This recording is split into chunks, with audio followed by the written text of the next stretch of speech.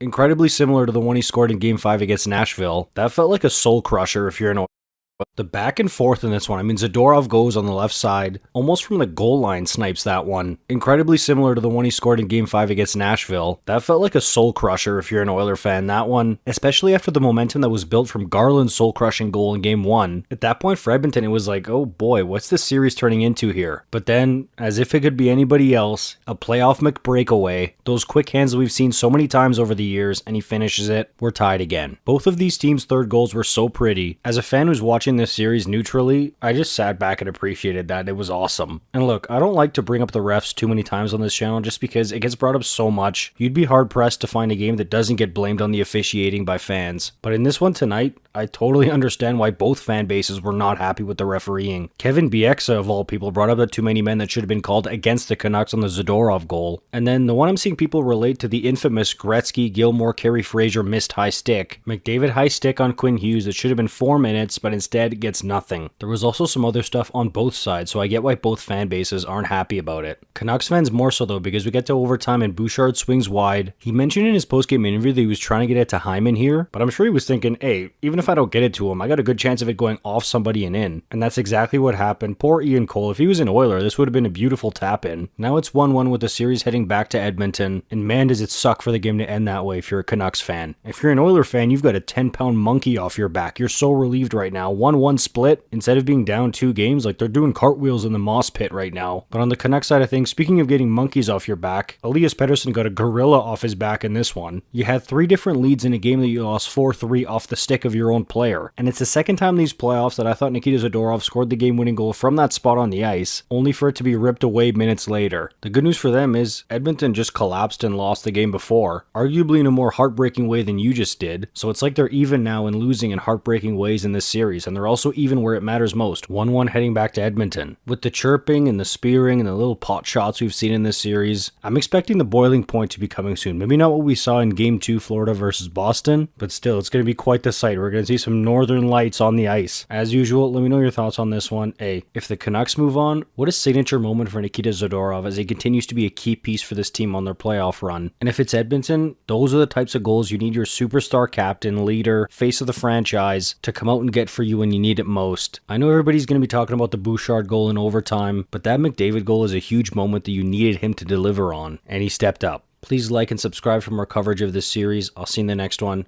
You're awesome. We want it all.